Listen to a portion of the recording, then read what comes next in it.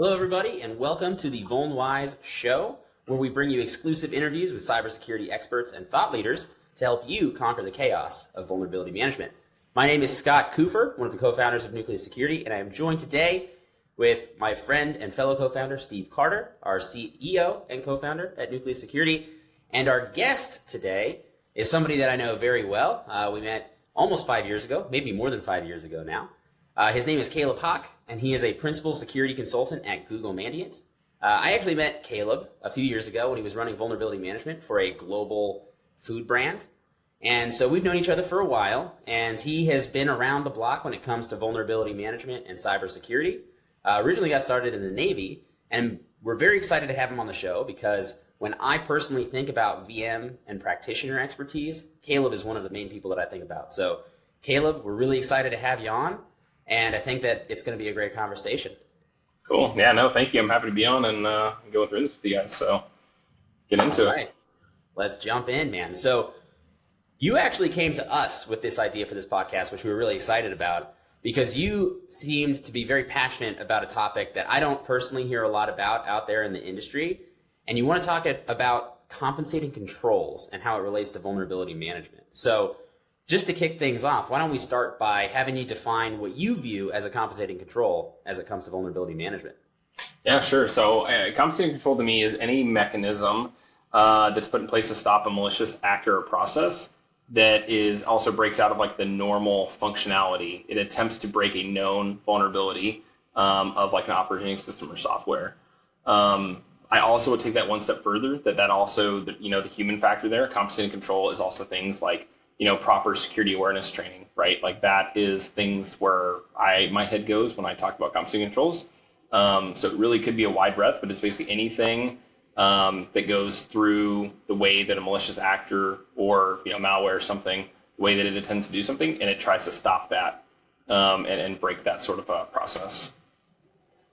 Gotcha. Yeah, it totally makes sense. Steve, looks like you had something. Yeah. No, it's interesting, right? When I think about I was thinking about this topic and just controls in general, you can sometimes it's hard to know whether something is it a normal kind of layered security proactive control, or is it a compensating control, right? Because you mentioned security awareness, that's a good one. And I feel like that's one that is kind of like table stakes today. Almost every enterprise is going to have some level of security awareness training. So would you view that as a compensating control, or would you bend that just in the kind of like normal security controls? I think if done properly, it is, right? And also one thing I wanted to add is when we talk about when done properly, right, or a successful comp control, we want to look at things like it being known, reliable, and validated to mitigate the consequence, right? So when you think about like security awareness, for example, you can send a user through training and have them watch as many 15-minute videos as you want, but how are those users reacting to your tests, your phishing tests, and then also the efficacy of those phishing tests? What drives those? Is this just you're going through a list of 150 scenarios and you randomly pick 5, or are you looking at threat intelligence and saying, hey, for my organization, these are the most common types of phishing emails. Hey, they try to mimic SharePoint, et cetera. Like how tailored are you being to your organization to show like those common attack vectors that the bad guys use? And you're going through that full, like, hey, this is a known, we know it's reliable, and we've actually validated every step. And that goes for humans as well as technical controls, right? The validation process to me is a super, super important process in that. So that's actually reminds me of a topic I want to get into. Maybe not quite yet, but breach and attack simulation is something that's very interesting to me as well, that I know is very much related to this topic. But before we get into that, I'm just to kind of set the stage here. It's been at least my experience that in a lot of VM programs, compensating controls are used primarily when there's some kind of vulnerability or exposure that can't be addressed by a patch or an update, right? It's kind of like they're tactically deployed as almost a last resort, right, or a last line of defense. And I know that you work with some of the largest organizations in the world, so I'm curious what you kind of are seeing in the field with your customers and what role compensating controls have in modern and sophisticated VM programs today. Are they still primarily tactical, or do you see them being used in more of a proactive and strategic manner? So whenever we provide recommendations, we look at like that proactive manner. How can this be leveraged to reduce noise, right? Because when we talk about vulnerability management, if you're only going to fix 10 vulns this month, I'm going to tell you what 10 vulns, and there's going to be very pointed reasons. And I think compensating controls have a big part in that.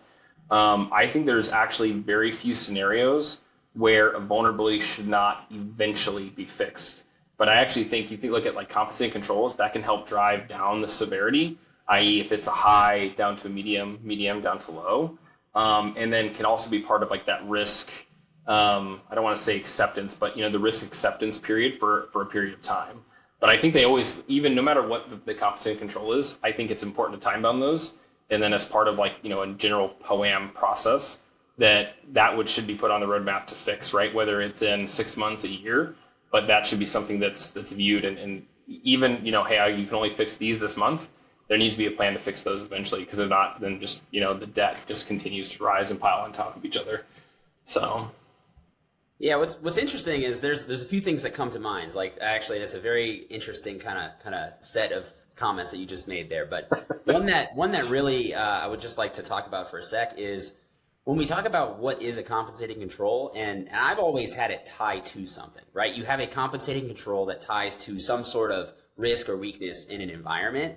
But even like when you think about a security awareness training type control from your example earlier, you're not necessarily tying it to an identified weakness. The identified weakness, I guess, would be that we may or may not be good or not good at, clicking on phishing assessments. And so are there some risks that are just implicit when you have compensating controls to tie for them? Like, how do you think about the different types of compensating controls? When the difference between I have a CVE that's a vulnerability that needs to be patched and we have a firewall in front of it versus a broader one like security training. How do you categorize those? Yeah, that's a great question. So I would categorize it as the risk appetite of the organization, right? So that is going to play an important part in, yes, the compensating control is a point in time assessment to say, hey, this compensating control, we'll say, has an EDR tool, right? And the EDR tool is really good at preventing remote code execution. You can look and layer that through, but eventually, like, the bad guys don't stop. So that's why I made the comments before about, hey, eventually things need to be fixed, because ultimately the only way to truly mitigate the risk is to fix the software or the operating system, whatever it is, right? But I think it's a good point in time assessment, and you have to continuously be revalidating and re-looking at, hey, has this changed? Is there a reason for us to believe that this is not effective anymore? Or do we still, as of this date, think that it's still effective? So, but does that answer your question? I don't know. I kind of got lost a little bit. No, absolutely. It's a tough one. It wasn't designed to be an easy one. If you could have solved that problem for me, we would have got it right there. No, it's great. It's a good point. I mean, I've seen a lot of cases. Where compensating controls are deployed as more of a permanent solution, right? To your point, right. Not just. I think what you're saying is, hey, this is something you can deploy, but it's generally going to be a temporary fix until you can get to the root of the problem, and you have to reassess and revalidate. But I've seen a lot of environments where, whether they're legacy systems or software that can't be updated for one reason or another, maybe a vendor, disappeared and it doesn't exist anymore, and some controls deployed to compensate for that, and it's just forgotten about, right? That's a terrible situation. Set forever and nobody ever talks about it again, right? Like, right. Yeah. And so, and I know there's a lot of different reasons, right? And when you think about compensating controls, I guess, versus actually fixing the root cause of a vulnerability, right? There's obviously a lot of things you have to weigh to make that call and make that decision. The risk being one of those things, right? But there's also cost and other factors. So how do you look at that, and what's your process, or how do you think about making those decisions? Yeah, so it all comes down to the eventual impact of what that can be. Like, to your point about the cost, right? Is this on an enterprise server that's hosting an application that the business stops, right? That's really where it is. And to that point of, hey, if this is a medium vulnerability, then maybe the impact for taking that down, that's greater if even if that is something that's reviewed on an annual basis and it's put in for 3 years in a row. But as long as it's reviewed, that's typically how I would say, as long as it's continuously reviewed or reviewed on a defined and normal cadence, then I think that is kind of where you would weigh that factor. Is you have to keep continuously say, hey, is this application still this critical that we can't go fix this because it breaks X functionality, right? That takes the business down, right? That's how I would categorize that. Yeah. And from a cost perspective, I mean, I imagine you've got scenarios. I think of like end of life operating systems and stuff. And when you're talking large enterprise and fleets of hundreds of thousands of endpoints and stuff like that, the cost to roll an OS upgrade, right, is insanely high. IT people grimaced at just the thought of it. Yeah. So I imagine those scenarios are probably less common, less frequent, but I imagine that has to be a big part of it as well, and why some of those compensating controls just get deployed for long periods of time, longer than they probably should be. Yeah, absolutely. But that's also where I would also argue and add that a proper validation program, and you get to like a point of continuous validation, that is looking at the most common threat actors that are going to target your organization, the common TTPs, how are they going to try to exploit this? And if you're continuously validating and like, hey, your controllers are still effective, that is absolutely a viable reason to like let it stay alive. Because to your point, especially, if you think about like the manufacturing, mining, any sort of OT environment, seeing these like, Windows XP and Windows Vista, Windows 7, like all of these super old OSs, and there's not just a, hey, we can't do this year. It's, hey, there's no other product or machine that can do this. And if we upgrade the OS, then we can't do this. And this is critical to our business continuing, right? Those are very common conversations that we have with a lot of our clients in the OT, space. It's not uncommon to have that. And that's why very granular and validated comp controls really come into play really well in that space. So just to double click on that for a second, how do you go about validating compensating controls? I mentioned, all the words. And I know that's part of the reason that why they exist, and they're getting more and more traction. But it seems like it's still to a large degree. Is it still to a large degree just a bunch of manual work and processes to really verify and validate that controls are still effective? Yeah, and there are some tools, and not to get to be like a sales pitch at all, but Mandiant does have a tool called Mandiant Security Validation. There are other tools that help facilitate that. But essentially what that'll do is that'll say, hey, here's a threat actor, and we'll use something super recent in the news, right? There is some threat actors that are leveraging .rdp files, right? So they're sending these as a fish in an email, user clicks it, and it opens up an outbound RDP session. Well, within a day at one of our clients, we were able to use our validation program to validate that the EDR blocks any execution from .rdp files, right? So that was a check that, hey, that occurred. Check whether or not outbound connections over RDP are blocked. All of that happened in less than a day. So having an effective tool like that can help facilitate, but also you have to have the good strategy behind. So the tool isn't going to solve it, but it's also around the process and the people running it. But yeah, it essentially there is, even with an automated tool, there is still an element where somebody has to go in and say, okay, this is brand new. There's no sort of automated script that I can run. So you have to create that on the fly, and then you facilitate it through the program. Right. So, but yeah, in essence, it is a mix of some automation with some manual intervention. Makes sense. Interesting. So what's interesting about that, Caleb, is like, something that you said is really interesting to me, because what I've always seen is that it ends up flowing down to manual process at the end of it, right? It's like, even when you have automated tooling, it's just extra data for basically people that have to go end up doing it. And then you combine that with something else that you said, which is that you should be doing these reviews, right? And something that I've personally seen is it's very difficult to stay on top of a recurring, review of these controls. And that sounds very GRC-like, right? It almost is a GRC-like kind of approach. And so how does vulnerability management and GRC, because it seems like that's some overlapping responsibilities. So like, just in your experience, where do you see that working? Where does it fall down? Because that seems like a very difficult challenge, and you can really only solve that with more people, right? Yeah, and you went right to where I was saying. I mean, basically the solve for that is having proper resourcing, right? Which is obviously an issue for everyone in every industry, right? Getting the proper resourcing is very difficult to get to that point. So it's kind of finding that balance of like, hey, what can a tool do? And then, hey, we also have to have somebody babysitting that. But to the point of the GRC to like vulnerability management for this, really the GRC is kind of the arm behind, hey, if you're going to do this, here are the requirements that must be part of this, right? You must validate controls quarterly. You must validate, these are the elements that need to be part of this. And then there has to be some sort of stick to say, hey, you have to do this. And if we're not doing this, then we can't. So it is, but then that also comes back to manual review, right? I mean, obviously there's probably some opportunity where, hey, somebody has to go and click and say, yes, I did this.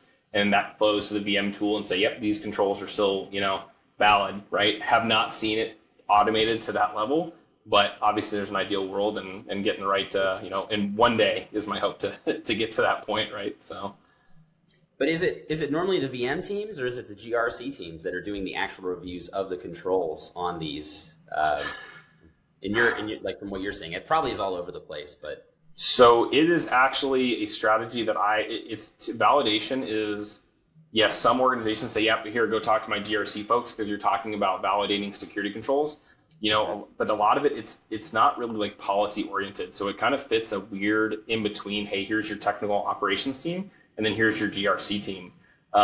We have seen it as almost a separate work stream or function where it falls kind of in between. And really the way that I phrased it is, the validation program needs to be there for a whole host of other reasons than VM, but VM absolutely should tie into it as like an added benefit and added, kind of getting your ROI, because a lot of times it's going to be a big spend. We talk about resourcing, tooling, like having a separate validation function is absolutely going to be something that has a big cost to it. And so when you can use that as many places as possible, VM especially, because that helps, the trickle down effect. It helps you, reduce some of your highs and mediums, right, down to things that, the remediation teams then don't have to focus on, right? It's helping further get granular. So there's a trickle down effect where you can show the benefits and hopefully get to the point where it's paying for itself, right? So just a quick anecdote, right? I spend a lot of time working on and in and around government systems, federal government systems, and in that world, controls are probably at least, I don't know, equally as important as vulnerabilities in terms of just compliance, right? There's very much a focus on compliance, particularly with all the different control frameworks, 853 and NIST 800-171, cybersecurity framework, and all these things, right? And so, whenever I hear controls, my mind instantly goes there because I spend so much time in that world where you can use tools like Tenable and other tools to do scanning of configurations that map to these controls and are doing some level, I wouldn't call that validation. I would almost, maybe it's verification that they're implemented more so than validation. But I liked what you were saying about using tools that are looking at the tactics of attackers that are actively being deployed and testing against those. Is there any of the work that you do that is more on that, hey, we're just going to kind of map to these control frameworks and go through one by one and make sure that, you've implemented, all the 500 NIST controls or anything like that? Is that kind of part of your world or not so much? No, so I had a previous life as a defense contractor where that was my entire life as well. But no, it's always a previous life. Every time I talk to somebody, it was always a previous life. Yeah, I think it's an important rite of passage to get to, we'll call it some of the more fun stuff, right? I think it's necessary, but we actually don't deal a great deal in compliance type of issues. Now, we do help, obviously, if there's, mapping to frameworks. Absolutely, as part of our engagements, we can help with that, but that is not typically a primary focus of most of our engagements. We don't provide any sort of like baselines or assessments or, you think of like a PCI QSA, like we don't have any of those services. And we have people who've done it in previous life and they leverage that for experience with clients that are looking for, hey, my VM program, I need help, tying it back to PCI. That's potential, but it's a pretty rare ask that we get. Yeah, you're actually helping people prevent breaches, not check compliance boxes, which is exactly stop. We like to say the term a lot that we stop evil, right? Like that's our main goal is to stop evil, and whether or not that maps back to compliance or not, that's was that pre-Google acquisition or is that because that's it's eerily close to the do no evil. Yes, yeah, it is. That was the Mandiant mantra before Google. At least that's the first time that I heard it. So let's stop from printing evil. Yeah. So. I'm sensing some ulterior motive for the acquisition now. Uh-oh. He's Prevent us from doing evil? Maybe? No? I can't comment on that. So I know. I had to try. I had to try to get something on the record. Good try. Darn. Next time. Next time. We'll trick you up next time. But one thing that's really like coming to mind right now is it sounds like there's multiple programs, really, right? When you think about the vulnerability management program, then you think about the compensating control program, and from what you're saying, it sounds like there's some shared ownership sometimes, but there's also it's really its own thing, and you're really mapping between the two. So when we think about ownership and we think about what normally happens, like it's maybe like one compensating control can affect multiple vulnerabilities.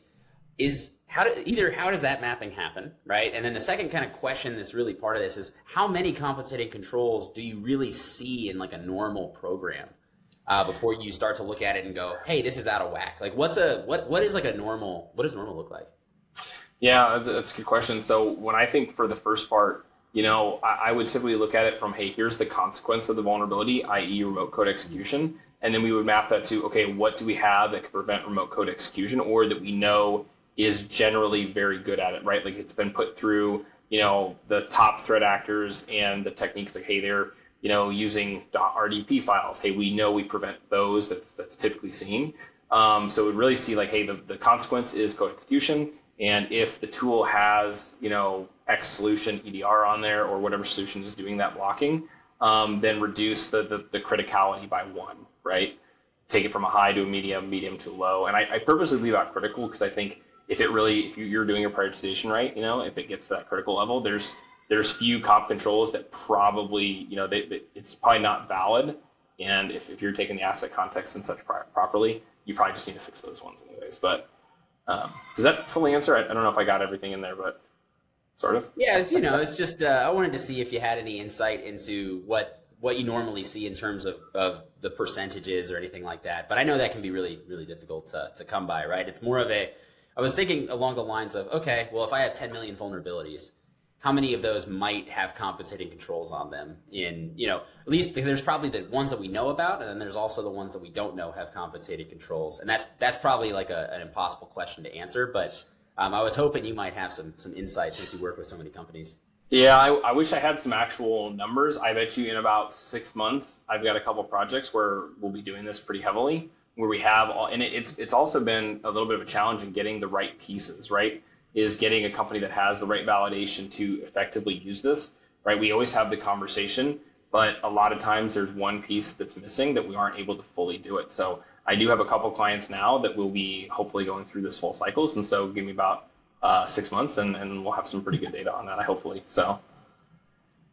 All right. I just heard a re-invite to the podcast in 6 months to talk about. Yeah. Hey, follow up part 2. So yeah, I like it. Yeah. I'm curious now how you go about once you've implemented compensating controls, how you go about then prioritizing those vulnerabilities, right? Prioritization is hard even if you take compensating controls out of the equation, right? But let's say you get a vulnerability that's a high risk vulnerability. Maybe it's some super weak password policy, and then and it's something detected in a configuration scan, let's say, but then you roll out MFA, right? And so that you're going to see that finding continuously. It's still going to be high. The scanning tools aren't aware that there's some compensating control. Like, how do you deal with that and the grander like prioritization scheme of all the things? Seems like a hard problem. Yeah, I mean, I think that comes down to, we'll call it a prioritization life cycle. Right? So your prioritization rules need to be reviewed at a certain cadence, right? 6 months, a year. And as part of that, like you're going to have to go, because those compensating controls are going to have to be part of those, automation rules to say, hey, yeah, to your point, if, the vulnerability, contains password and hey, we know we have MFA, so we're going to reduce that. We validated that we have MFA in place, even going from server to server within, the same environment, or, coming from the outside world to the end, right? We know there's 3 steps of MFA there. it comes down to properly reviewing those and like, hey, this is hitting on a particular group, or if it's a particular software that's installed, and hey, if the presence of the software is there, then this control is valid because we know that per the deployment that this is working correctly. Then that's how I would say. So I'd say proper life cycle, and honestly, unfortunately, having some of those manual review processes at defined cadences would probably be the best way to accomplish that. Gotcha. Yeah. I mean, it seems like I said, it's a hard problem. A lot of our customers suffer just trying to bring together all of the vulnerabilities and findings and exposures from all these different types of systems, just trying to prioritize, and then considering compensating controls feels like a more mature program, right? It's a level or two up from where I think a lot of even large enterprises still are at today. Yeah, no, you have to that point. Yeah, I think it is a relative maturity. So if you look at like a crawl, walk, run, fly, you almost have to be in that fly phase, even past like a run, to get to properly do this, because you think about all the moving pieces. You have to have the GRC buy-in to have the policy part that's kind of the stick to make sure things are occurring. You have to have proper, detection engineering, validation, to make sure the validation is running those actions and validating that. So there's a lot of pieces that if you're going to do it, you really have to consider, and there has to be basic maturity in, 4, 5, 6 different areas to get to that properly. And especially in, a semi-automated fashion, right? To where it's a scale. I think scaling is probably a big issue with that, because you look at, hey, for 2,500 assets, then, maybe, but if you have, 600,000, then that becomes a much larger problem, and there has to be a quite a bit of maturity of all around, right? So. Right. Yeah. So to shift gears just a tad, when we're talking about compensating controls, I think about how we prioritize what compensating controls we're going to implement as well, right? And normally that requires a higher level analysis of your vulnerability landscape, right? And so when you're looking at, prioritizing which compensating controls you're going to start with, right? Like the biggest bang for buck, or how do you analyze which compensating controls you're going to actually implement first versus later, right? Like what does that spectrum look like when we're starting to, if let's say I'm trying to get something off the ground, I haven't done compensating controls before, where do I start? Yeah, I mean, I know this is probably a weird synonym, but you start with your strong areas, right? If you are confident that you have good EDR coverage and you have validated, the code execution, then that's where I would start, right? I would start with any of the code execution vulnerabilities and start implementing that to start to deprioritize some of those. The next, or, similarly, if you have, hey, we've got 2 years of good security awareness details and we're at a 95%, fish prone percentage, right? Whatever that terminology is for your organization, then, hey, you can look at some of these where, the initial compromise vector is phishing, right? Or social engineering, right? You can start to look at some of those. That's how I would start to, taking bites out of the elephant. That would be my first bite, would be what's my strongest area? How can I use that? And then go through the proper cycle there. Interesting. So you wouldn't start with a threat model that says, where do we think pose the biggest risk to our business in general, and then target that. You'd actually start with where you already have some coverage. Yeah, well, and if you have, so here's a thought, because that point, if you're thinking that the threat profile or the threat model starts everything, then your strongest area should be derived from that threat model, right? That should be what you're tackling first. So whatever you're going to tackle first, or if you have multiple concurrent work streams where we're tackling EDR coverage and social engineering, right? Like phishing type of tests, then you can work those concurrently. But that should be derived from your profile or your threat model, right? That was kind of the thinking there, but that's a great call out. So. Interesting. Yeah, I just know that a lot of folks struggle with where to start, right? It's a big thing of, it's easy to get overwhelmed because you're already dealing with huge volumes of data just on the vulnerability side. Then you're talking about adding another dimension to that data, and then a third dimension on top of it, where we're talking about prioritizing multiple groups of items, and it becomes really interesting, really quick on how you approach that. So I appreciate the insight. But yeah, well, and just to add one more little bit of color to that is, my thought is that why would you start with something where, hey, if this is your biggest issue could also be your greatest weakness at that point in time, right? So you might as well start on things that you can accomplish today and then have a plan for the rest of it. That'd be really the way that I would kind of phrase it. So, guys, I know we're kind of coming up on time. There's one question I want to ask you, just selfishly though, Caleb, because it's a topic I hear it's got a lot of buzz, and I'm personally interested in, and that is attack path mapping, right? Which I know there's some relationship between that and compensating controls, and I could see a world where the results of attack path mapping, whether it's by a tool or manual or whatever, where those are used to deploy compensating controls, maybe strategically along certain points in an attack path. Has that ever come up, or does attack path mapping, is that even something that you're seeing or you're using in your engagements? So we actually don't have a lot that deals with attack path, at least in our current engagements. Not to say that it's not out there, but really it's more around like the validation programs is that we deal with more, which is, it kind of is the same, but when I think of attack path mapping, it's, hey, somebody could come to compromise this user, and this user is part of this Active Directory group that could eventually have a path to domain admin and take over your domain. Right. Those are definitely considerations, but it's just not something that we've dealt with heavily. I don't know if it's an industry like adoption perspective. I don't know how widely or effectively it's being implemented. So yeah, I mean, from what I've seen, it's conceptually, I think most people really like the idea. I just don't know that there's any solution out there that's really good at attack path mapping yet, right? I don't know that it's quite there yet. There's a lot of interest in it, a lot of buzz about it, but yeah, I haven't seen any of this, in practice yet. So yeah, the potential is absolutely there, because if you can get to, hey, we know that these assets have these users that typically log into them, that these users have a path to domain admin, like that's fantastic asset context. That if you have a tool that can ingest that and say, hey, like we know that this device potentially has a path to domain admin, absolutely should be used in your prioritization. Like, so like to your point, yeah, the potential is 100% there. I just haven't really seen it effectively implemented yet. So.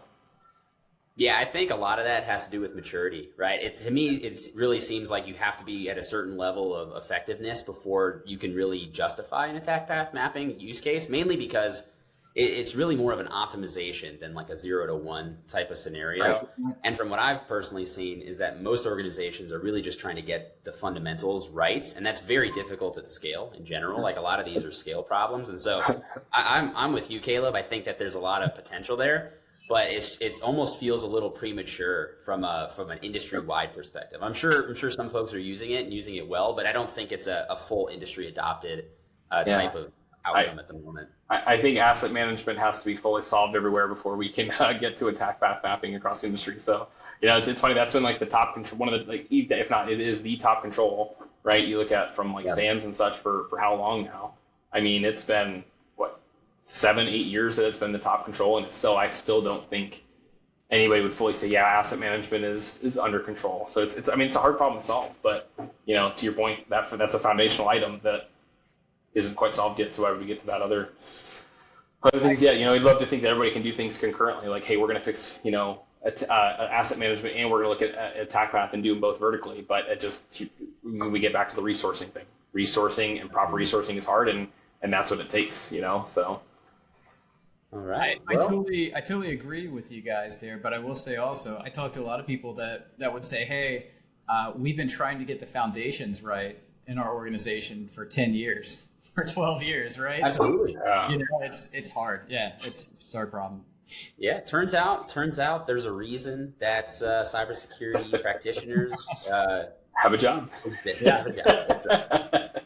Agreed. Yeah, absolutely. And why we have some of the the hardest junior level entry requirements out there, because it's a lot of really, really hard problems. So. That's why we need a master's degree and 10 years of experience to get an entry-level job. I don't know if I would say that, but yes, somewhere somebody's got that thought. Come on, man. I know. Well, we are running up right at time. So, Caleb, I'm going to give you the last final word here.